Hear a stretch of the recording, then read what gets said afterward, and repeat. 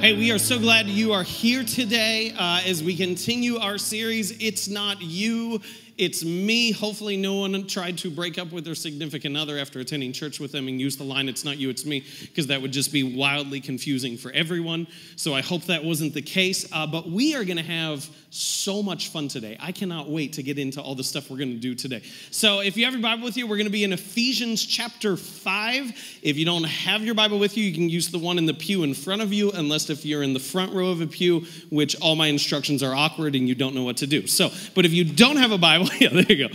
I don't know what to do. If you don't have a Bible and you use the BCN one, that is our gift to you. You can take that with you, or you can follow online at bcnazarene.org/gatherings, and all the notes in Scripture will be there.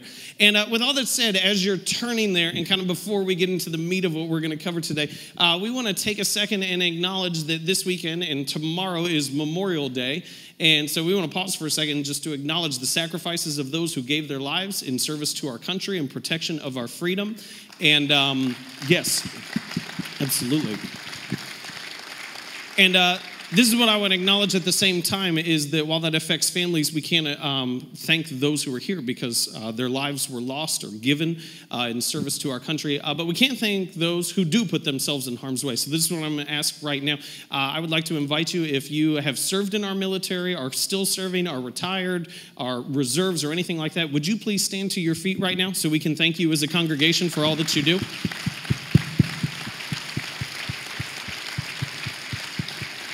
Thank you guys very much. Thank you. So Ephesians chapter 5 is where we're going to be. And this passage is written by the Apostle Paul back to the church in Ephesus. So the Apostle Paul goes over almost all of the known world in the first century, planting churches, then writes letters back to them, which are preserved for us today within the pages of Scripture. And so Ephesians is his letter back to the church in Ephesus. And as we get into chapter 5, he is writing specific instructions on relationships, is the context, but it's not really about relationships, if I can make that point. And so this is what I hope you see. Every Sunday, you will hear almost the exact same message, just in a new context. So when we do a relationship series, we're not really doing a series on relationships. We're doing a series on how Jesus can be the center of your relationships, okay? If we do a series on work, it's not about work. It's about putting Jesus at the center of your work. If we do a series on parenting, it's not about parenting. It's about Jesus in the center of those relationships with your kids. Does that make sense? So as we talk about this today, it's not really about relationships. And one of the things that happens is we look at this passage with such a strong microscope and we dissect individual words that we miss what Paul's actually saying. So I want to show you what that looks like and how we do that. So this is Ephesians chapter 5, starting in verse 21. He says this, "And further, submit to one another out of reverence for Christ. For wives, this means submit to your husbands as to the Lord." Now, I'll pause right there. Husbands, this is just word of advice. Eyes on me this whole time, or on the pages of Scripture, okay? You're not looking around you. You're not nudging. You're not, no amen during this part, okay? And amen later on, just not during this part. Let me spare you. So, submit to your husbands as to the Lord, for a husband is the head of his wife, as Christ is the head of the church. He is the Savior of his body, the church. As the church submits to Christ, so you wives should submit to your husbands in everything. Again, on me, nothing else, no funny business. Oh, good. All right. Let me pause right here real quickly to explain this. So again, this is what we do in this passage, is we get so focused on the specific words that are used within the roles of relationships that we miss entirely what Paul is saying. And so we're like, what does that word submit mean? And then it's going to give it a second to say, husbands, love your wives. And so let me just give you, if you need to have the hyper focus on the roles, let me give you in a nutshell what he's saying. Wives should respect their husbands, and husbands need to be willing to die for their wives. That's what it says. And sometimes husbands will pull this out and they'll just be like, oh yeah, submit. And it says you need to die. That's what it says. Really, men, we're going there. We're pulling this up. That's what we want to do. And so we just completely miss it. Now, again, I would say, That's not what this passage is about. We get so focused on it that we miss the bigger point that he's making. So someday, some other time, we'll dissect the relationships and roles at a deeper level. Today is not that day. So, verse 25. To understand this passage, there are three key phrases that you need to be aware of, okay? Three key phrases. The phrases are just as, okay? Just as is giving us a model, okay? So when you need a model for your relationship other than your parents or your best friend or someone else, just as is giving us a model. The second key phrase is he did this too. He did this too is giving us purpose within the relationship. And the third key phrase is out of. Out of is giving us motivation. We're going to come back to out of because we already covered it in verse 21. But I want you to be able to pull out just as, which is giving us a model, and he did this too, which is giving us purpose. So verse 25. For husbands, this means love your wives just as much as you are loved. No, it doesn't say that, does it? Husbands, this means love your wives just as much as you can to keep from getting into trouble. No, not that either. But that's what we do, right? Oh, no wives want to say amen on that? I was going to give you free license there. You give your Oh, you won there. For husbands, this means love your wives just as Christ loved the church. And so how did he love the church? He gave up his life for her. Gave up his life. I want to pause right there. We're not going deep into the context of the specific roles, but I do at least need to comment on this. So I think that it is within the mentality of every man who I've talked to who is a husband that he would be willing to lay down his life for his family. I haven't talked to a man who, like, if there's an intruder in the house and they break in and they start yelling, who is going to push their wife in front of them? Like, I haven't talked to many like, me. That's what I'm looking for. I actually had, I may have shared this story once before, but it's just the weirdest conversation. I still can't believe it actually happened. I was at a wedding reception one time, and we're sitting at a table with a couple that was, they were kind of split up. They weren't divorced yet, but we knew they were going to get divorced, and so it was kind of like this awkward, and we're at a wedding reception table with them, so that's like awkward to begin with, and we knew things weren't good, and so they started having this conversation. I don't even know how we got there, as to if a lion attacked their family, would the dad lay down his life and let the lion eat him first, or would he run away? Weird, right? And I'm sitting there, and we're just at this table, and it's like, it's getting tense, and it's getting awkward, and they're starting to argue, and it's getting a little heated, and he's like, of course, as a man, I would let the lion eat me first. He's like, no, you wouldn't. You would run away and let the lion eat the rest of us. Absolutely, I would let the lion eat me first. And I'm sitting there like, what is happening? Is there a lion nearby that, like, this is a scenario we need to go through? So, like, I was just... But here's the thing that I want to comment on that is the key phrase that it uses. If we look at this specifically in verse 25, what it talks about with the husbands, it says, he gave up his life for her. And if I could comment on this briefly, the thing that I've noticed is that every single man, every single husband I've talked to says that he would be willing to die for his family, but it says he gave up his life. And so the question is not just, are you willing to die? Would you actually be willing to live? You would step forward if people attacked your home. Are you willing to do the dishes? There we go. Now we're talking. You're coming alive. That's important. He gave up his life for her to make her holy and clean, washed by the cleansing of God's word. Now, here's the second phrase. He did this to, so we're talking about purpose in this moment. He did this to present her to himself as a glorious church, without a spot or wrinkle or any other blemish. Instead, she will be holy and without fault. So what this passage is talking about in this moment is this idea that I think is so powerful. And it's this thing that we still see glimpses of today, but it talks about so specifically here that there is nothing as transformative in this world as being loved well by someone else. Like, there is nothing so powerful in this entire world as the experience of being loved deeply by someone else. Like, if you want someone's personality to really come out, if you want vulnerability to take place, if you want something powerful to happen, there is nothing as powerful as being loved deeply by someone else. He's saying, hey, that was Jesus's purpose. That when Jesus loved the church, which is the context it's speaking of right here, is when the church came alive, is when all the people within the church came alive. Now, we don't see that as much today for a couple different reasons. For one, it's only ever fully found in Jesus. You can't get that from anyone else.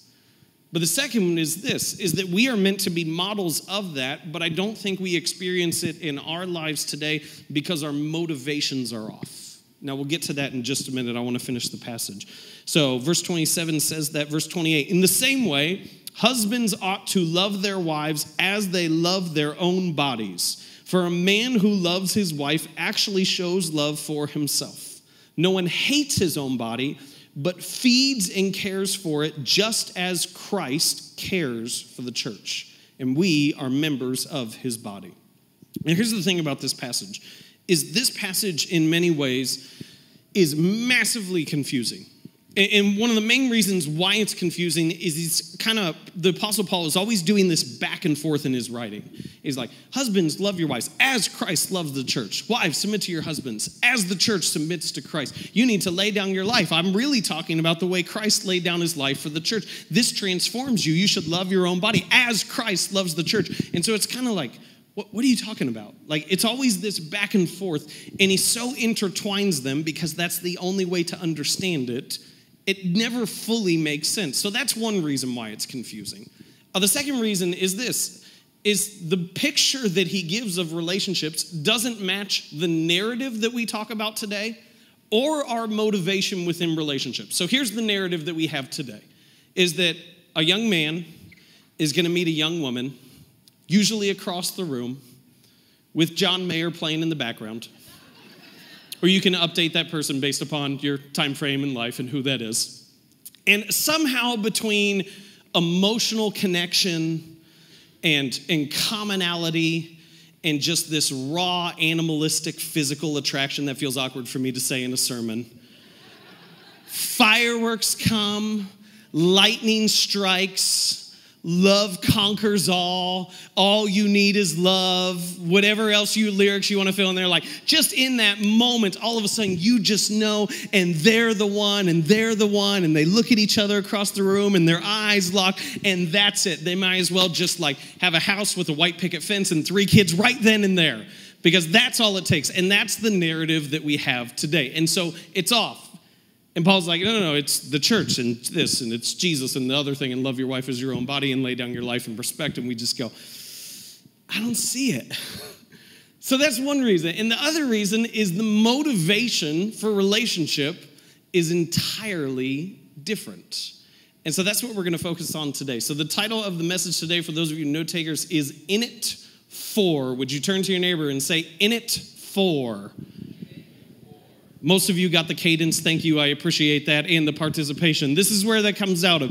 We're going to look at that out of passage that is important in verse 21. It says this, and further, submit to one another out of reverence for Christ. And so when he is saying out of, he's saying, hey, this is your motivation. So out of is what you are in it for. What you're in it for is what you are seeking to get out of it. So he says, hey, your motivation is reverence for Christ. Now, we need to talk about motivation within relationships for just a little bit in order to understand this. Here's what I want to lay as the baseline foundation for our understanding of motivation in relationships. If we could see it up on the screen, because it'll help us as we go through this. Our motivations impact our expectations.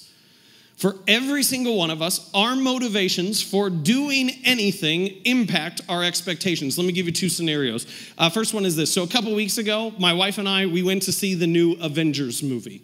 Thank you. Yes, who has seen the new Avengers movie? Strong showing. Thank you in this section. I appreciate that.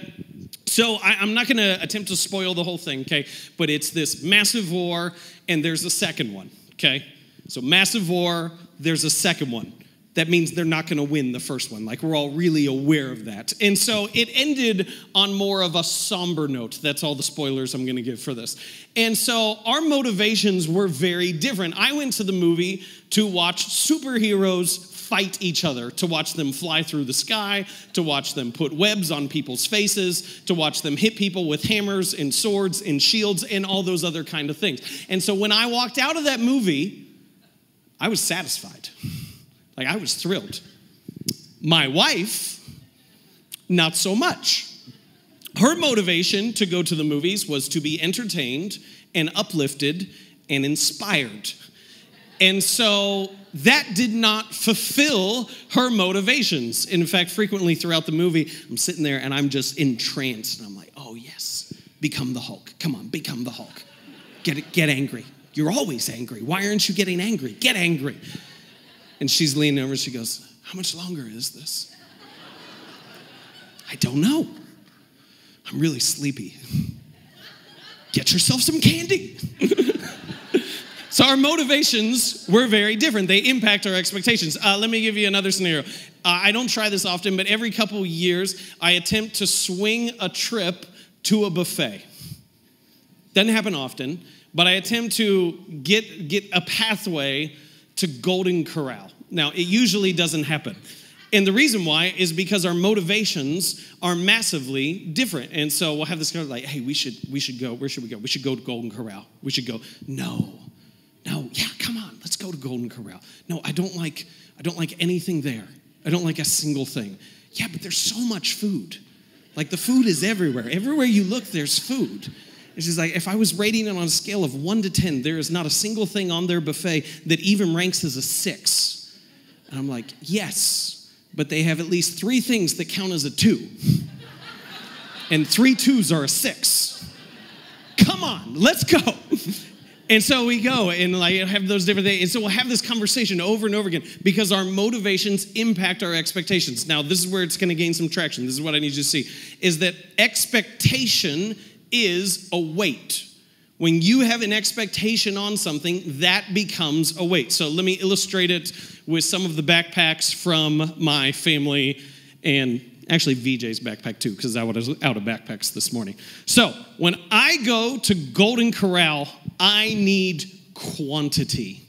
That's all I need. And so my expectation there, oh, this is light. It's easy. As long as the trays are full, there is like, I am happy. I just look up and down. Oh, there's the fruit and the meat and the desserts and who puts vegetables on the buffet? That's just silly. Why is that there? And so my weight is very light. Now, my wife's weight is a little heavier because she comes in there and she goes, no, I want, let me even, both straps. There we go. She goes, no, oh, I'm going to rip it.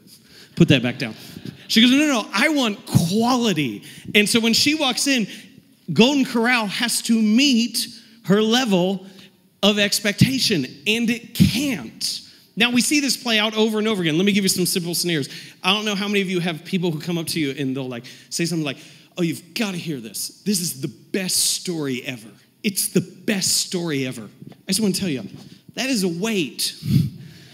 That is an expectation that your story cannot stand under.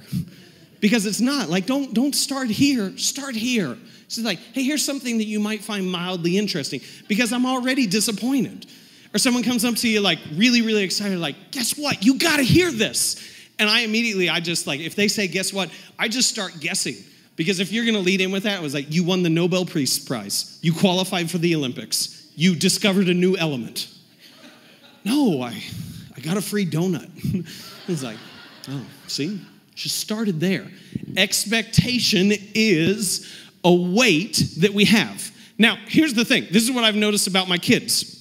My kids have low-level expectations in some areas. Or not low-level, they are simple expectations. They're clear expectations. My kids, in every area of their life, this is their, I'm going to see if I can put this backpack on. This backpack belongs to my 6-year-old. Yeah, that's good. Shouldn't have looked on the screen. Should have just kept going. Thank you very much. So if I ask my kid their level of expectations, is this over and over again. I want to be happy. Every area of their life. What is this? I want to be happy. Do you want to go to this movie? Will the movie make me happy? Then it met my level of expectation. You need to wake up and go to school. Does school make me happy? For one of them it does. For the other one it doesn't. So for one of them, school meets the level of expectation because of their motivation within it. For the other one, it doesn't. Every single thing. Food. What are you going to have for lunch? Ice cream. Ice cream makes me happy. We can't have ice cream. Shouldn't have anything else. What should we have for dinner? Ice cream. Ice cream makes me happy. You can't have that. And you try to talk to them. You're just like, no, listen, if you don't have that, you won't grow. You won't become stronger. Your muscles won't build. You won't be healthy. I don't care about healthy. I care about happy. My motivation is very simple. That's all I'm looking for is happy. Now let me try to get the backpack off. Then our motivations change. As we become an adult, we find that we have different motivations and so a different level of expectation. And so where my kid would go over and over again, I want ice cream because ice cream makes me happy. All of a sudden, as an adult, we go, happy's not enough. I need to be healthy. That's what I need. When it comes to food, I need to be healthy. And so all of a sudden, we start learning about this new group of things called superfoods. Superfoods. This is what a superfood is. They tell you it's good for you, and it's gross. That's a superfood. That's the qualification for it right there. Can't be good to be a superfood. And so if I go to my kid and I go, hey, you should eat this, it's a superfood. They go, it doesn't make me happy. I don't care. But then as an adult, we go, yeah, I'll eat that. It's disgusting. My stomach hurts. I want to go to Golden Corral, but I can't because they don't have superfoods. So much food, but not superfoods. And so our motivations and our expectations change as we get older. When I was a kid, I wanted movies that were just entertaining. And then as I became an adult, there was this idea of there are movies that are informative, that teach you stuff about all these different things across the world. If I was 5, I would have been like, no way, no thank you. As an adult, I'm like, I do want to know how fast food is made. And I'm like, no, I didn't. I did not want to know how fast food was made. So our motivations change, except in one area, and that's our relationships. For some reason, in our relationships, our motivations never become adult-level motivations. Now, this is why that's so problematic, is my kid's happiness motivation is not light. It's not like this. My kid's happiness motivation is like this.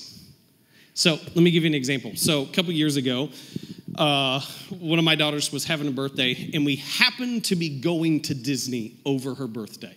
We were so excited. We're like, oh, this is awesome. It worked out so well. We're going to be at Disney on her birthday. This is going to be such a big deal. And then about 4 months before her birthday the next year, she goes, hey, so when we're at Disney this year for my birthday, I was like, oh, no. That happened. That's not happening. That's not something we're doing. She's like, no, we went to Disney last year for my birthday, so we're going to go every year for my birthday. I was like, who do you think we are? That's not the case. And so what my daughter realized in that moment is her expectation, because of her motivations for happy, could not be met. This is what we learn throughout our lives, is that our happiness expectation is too great of a weight, and so it cannot be met. And yet we bring this level of expectation into our relationships, and we're shocked when our childish expectations can't be met in our adult relationships. So let me give you an alternative, because I want to tell you what's going to happen is if you walk around in your adult relationship, no matter what it is, with the simple desire of, I want to be happy, I want them to make me happy, I want them to bear the weight of my expectation because the only reason why I'm here is to be happy, is I'm going to tell you it's not going to work because no one else can bear that load for you. So this is what I want to do. I want to give you an alternative. I want to give you something that's not just different. I want to give you something that's way better that you can do differently within your relationship. So let's go back to Ephesians chapter 5, and then we'll interact with these a little more. So in Ephesians chapter 5, if we could go to verse 26 is what we're going to look at. So it says, husbands should love their wives just as Christ loved the church. And it says, this is what he's doing through that. To make her holy and clean, washed by the cleansing of God's word. He did this too, statement of purpose. He did this to present her to himself as a glorious church, without a spot or wrinkle or any other blemish. Instead, she will be holy and without fault. So what words are missing from there? Happy. Enjoyment. Exactly what you wanted. That you would have every desire satisfied and fulfilled. That you would have just a delightful time. Doesn't show up once. These are the words that Paul uses instead. Talking about Jesus in the church, he says, holy, without a spot, without fault. Holy. Holy, without a spot, without fault. Holy. He says, this is what Jesus is doing through the church. This is so important. He's saying that as Jesus loves the church, what it is doing is it is transforming the church. When you are aware of the way in which God loves you, it has a transforming effect on your heart and your life, and it begins to change you. He says that process of change can only be described as becoming holy. So let me define that in a very simple way if I can for us. Holy means sacred. Holy means to become more like God. Holy means to the essence of who you are would be God's character. It would mean that you would begin to embody his love. That's what he's talking about when he's saying that you're holy. And so what he's saying this, if we could imagine this stage right here is just kind of a spectrum. He's saying this, that as you grow in God's love, you become holier. If Jesus is over here, I'm not saying that for you people over here, okay? Metaphorically on the stage, we get that. If Jesus is over here, as you grow more in God's love, as you become like him, you will become holier in everything that you do. Now, we would say that, we go, okay, that's great. What does that have to do with relationships? It has everything to do with relationships. How many of you know someone that regardless of where they are, they have the innate ability to be miserable? Does anyone know that person? Anyone know someone who, like, we go to the beach, they're not happy. They don't like the sand, they don't like the sun. We go to the mountains, they're not pleased. Who knows that person? Who knows? Go ahead. Go, get your hands up. This is why this is important. If you don't know that person, you are that person, okay? This is important to you. You're the one who the rest of us go, oh, yeah, right here. Amen there to that, okay? And so this is the narrative that we accept continuously. If my life was like this, if I was in that location, if I had this job, or if I had that thing, then I would be happy. This is what I want you to see. Happiness is a byproduct of who we are, not where we are. Happiness is a byproduct of our internal essence and the way in which we've been transformed, not our destination in that moment. And so you can look at someone else's relationship and go, I would be happy if I had their relationship. Here's the truth you need to see. No, you wouldn't, because you would be in that relationship.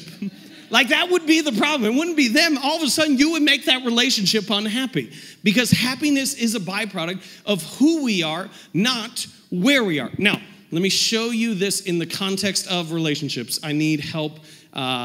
Jen and Matt, can you guys, come on, Matt, come on. There you go. Could you give Jen and Matt a round of applause as they come up here? Jen and Matt showed up on my doorstep after Mother's Day at 4 o'clock. They'd been at Target, and we had a whole message on ethos, and Matt found a bottle of water with the title Ethos, and so he gave that to me as a gift. And so, Matt, this is my gift to you. Sorry. Okay, this is what I'm going to ask you to do, okay, to model this. Matt, will you stand here? Jen, will you stand right here? I'm going to move this table back. Jen and Matt are engaged. They are getting married in 32 days. Give them a round of applause for that. Go ahead, face Jen. So this is what's going to happen. In 32 days, you're going to stand on a stage like this, and you're going to get married. Okay? And so you're gonna be all dressed up, and you're gonna be probably more dressed up than you are now. You don't seem like a super dressy guy, am I right? Good, high five, thank you, I'm with you. Okay? And so you're gonna go through this whole thing. I wanna show you what's taking place, what you need to be aware of. Because, here you go, Jen. You're gonna have one of these, just hang on to that. Make sure it doesn't go anywhere. And Matt, let me get you one. Matt, I apologize, I know this backpack is not your color or style, but my daughters are out of school, and these were nearby. So There we go. So you're going to stand on a stage, and we go through a ceremony, and it's going to be vows and music and everything, and it's going to be so nice. But here's the thing that we don't realize that we're actually doing, is you have a motivation, and so you have a set of expectations. If your motivation is happiness, then you're going to carry this with you. You're going to go, Matt, I expect you to meet my expectation of happiness. And if your motivation is happiness, you're going to have a set of expectations as well. And what's going to happen if you're unaware of it is when you exchange vows, which we're going to get to next week, that's going to be the thing next week, instead of promising future love, what you're actually going to do is you're going to go, Jen, here's my happiness motivation. You're going to say, Matt, here's my happiness motivation. And go ahead and put those backpacks on, if you would.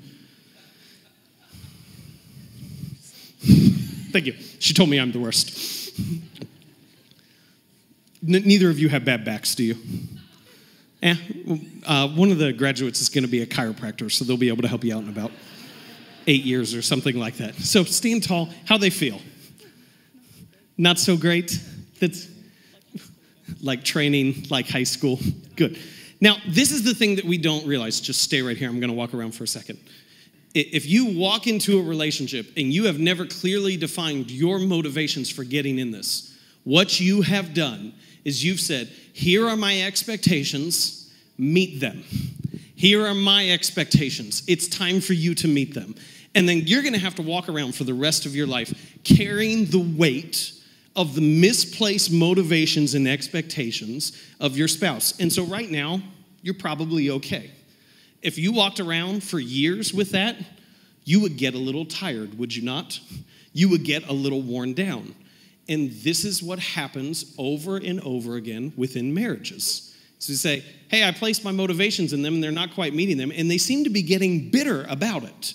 And so not only are they not meeting my level of expectations, but they seem mad about it. So I want to give you a different option, especially because you're getting married in 32 days. So you can go ahead, lose the backpack, and I'll show you another. I'm going to ask you guys stand over there, kind of where the plug in the box is, and I want to read one more passage, if we could. So if we go to verse 28, verse 28 says this. It says, in the same way, husbands ought to love their wives as they love their own bodies, for a man who loves his wife actually shows love for himself.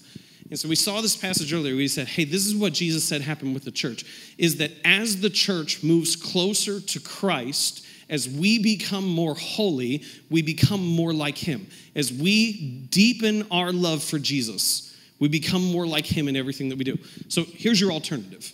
Instead of exchanging backpacks, if you guys decide, go arm in arm, be a Red Rover team, if you could for a second. Thank you very much. If you decide, instead of bearing the other person's expectation, we're going to commit to a direction. And we're going to say, hey, here's the deal. Here's the context. We are going to, come on, just a little bit. Not quite as fast as me because I'm going to walk faster.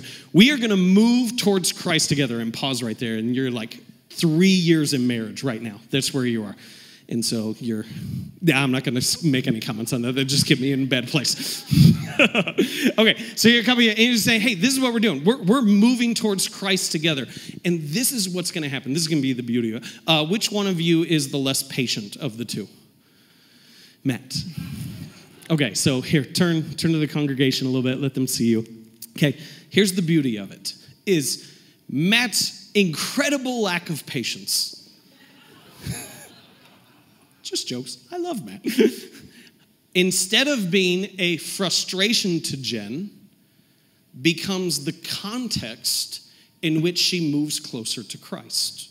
Does that make sense? In the same way, I'm not going to ask you to name something about Jen. Let's say, Jen, you have a horrific temper. I've hung out with you, not bad. I've played games. We're good. Let's say Jen has this horrific temper. Instead of that not meeting Matt's set of expectations and going, when she's mad, that doesn't make me happy. And so this isn't working out. I need to get out of this. Instead of that, all of a sudden, Matt is going, no. The context of this relationship is the way in which I grow closer to Christ. Does that make sense? Are we understanding that? Okay, would you give Matt and Jen a round of applause? You guys can go. Thank you so much. This is what I want you to see. This is what is so important, is we have this assumption that God needs to make my circumstances exactly what I want them to be, and then I'll be happy. This is what we miss. God is seeking to cultivate something within you more than he is seeking to accomplish something through you. I'm going to say that again because that matters a massive amount. God is seeking to cultivate something within you more than he is seeking to accomplish something through you. And this is why that is so significant, is when you're in a difficult spot, your tendency will always be, because we're always going to carry this happiness backpack around some way, is we are going to attempt to pray ourselves out of circumstances that God has placed us in to grow us and make us better. It's the opportunity for growth that God has cemented in your life through the context of relationships. And so we'll get in a difficult spot with a relationship and we'll go, God, change them. Make them like this. Or get me out of here. And God's going, no. I don't want you to get you out of here. I want you to move towards me. And it's only in the context of this relationship that you're actually going to take those steps that are necessary to become more like me. And so quit praying yourself out of the spot that God has deliberately placed you in. Quit praying yourself out of the situation in which God is seeking to grow you more than anything else. I read this study not that long ago. It said this. I thought this was absolutely amazing. It said, most unhappy marriages, if they will stick with it for 5 years, will become happy. Most unhappy marriages, if they will just stick with it for 5 years, will become happy again. This is why, is because you grow and you get better together. As long as you are committed and willing then to move forward. We talked about this last week, this idea of confession. If you're only in it for happiness, then confession is never going to happen because it's not fun.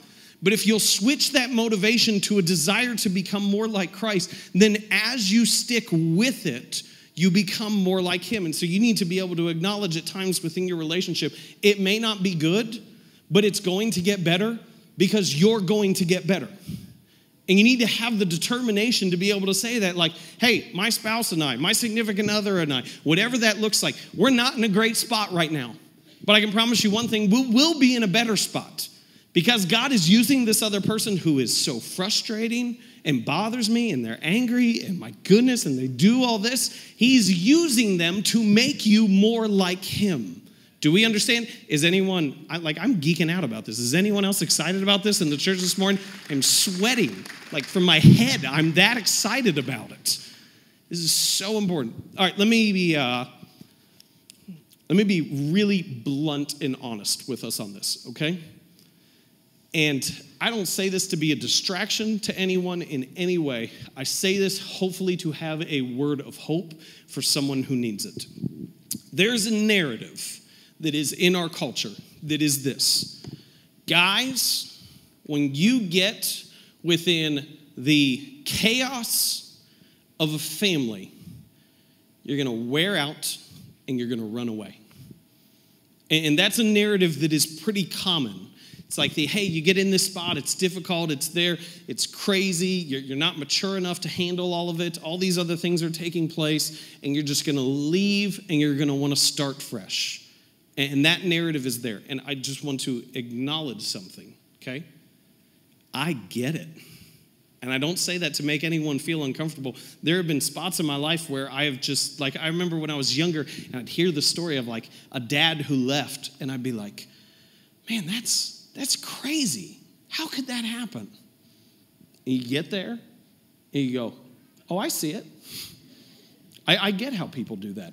I understand why that would happen. But here's the beauty of it, is my wife does not bear the weight of my happiness expectation. And so she doesn't have to be concerned about that. Does that make sense? So often we place these other things on our spouse and then we go, are they going to stay? Are they going to stay? And we just plead for their commitment to be strong enough for them to actually see it through. My wife does not bear that weight because I'm not in it for that reason. I'm in it to become more like Jesus. And so as those difficult circumstances come into our life, as those difficult seasons come, as that chaos ensues, and you'll have times and seasons of your life where you just go, this isn't very happy. But it doesn't have to be happy, because that's not the reason why you're there. And so if you go through all of this in every single one of those things, and you just try to, you go, man, I just want that to be the case, you're going to miss it all if you don't start at this original spot. This is what it says in Ephesians 5, verse 21. He says, and further, submit to one another out of reverence for Christ. If you're not in it for Jesus and to become more like him, you are going to get worn out and you're going to get exhausted at different spots. So this is what I want you to do. If you would, if everyone could please stand right now in this moment. I want to make this as clear as I possibly can. The best decision you could make for your eternity is to place Jesus at the center of your life. But the best decision you could make for your current relationship is to place Jesus at the center of your life. If Jesus is not your motivation, if he is not your goal, if he is not your means, if he is not your end, then you're going to get exhausted and you're going to place unrealistic expectations on your spouse or significant other that they will not be able to handle. But if you said, instead of placing the backpack on this other person, we're going to move towards Christ together, then you have the opportunity to grow, and happiness comes at the far end of holiness, not the front side based upon our circumstances. It's a byproduct of who we become, not what's going on around us. And so I want to invite you right now, this moment, if you have never made that decision, to place Jesus at the center of your life. In the book of Romans, it says this: if you believe in your heart and confess with your mouth that Jesus is Lord, that you will be saved. That in this moment, he will begin to transform your heart. He will forgive you of your sins. He will create a spot for you in eternity with him, and he will restore his relationship with you, and he will begin to mold you to be more like him, that you would pursue his character and that you would embody his love. So this is what I want to invite you to do right now. If you've never made that decision, we're going to pray a prayer. I invite you to repeat after me, not to me, but out loud because of that verse in Romans, as we all confess together. And so if you'd like to make that decision or already have, we're going to pray this prayer together. It begins like this: Lord, I believe that Jesus Christ is the Savior of the world, that he was raised from the dead to forgive my sins. I receive your grace by faith. Come into my life. I will follow you. Amen. Hey, would you put your hands together for anyone who made that decision today? We celebrate with you this morning. And this is what I want to invite you to do. If you take the Connect card, just mark that out that you made that decision today and drop it off at the Welcome Center. We want to equip you and encourage you as any way we can with your faith. We have next steps designed specifically for you. Starting Point is a place where you can have a conversation about faith, and Forward is a class in which you'll be equipped to be a part of the life of our church and how to move forward within that. And so we invite you to take that step. If anyone needs someone to pray with, we'll have prayer counselors at the end, down at the front at the end of service. But with all that said, here's your benediction and blessing for this morning. As you go, may Christ be the center of everything you do. Your work, your life, your relationships. And as you move closer to him, may you find happiness because of your holiness and not simply your circumstances. Go in the name of God. Thank you so much for joining us today. We'll see you back here next week.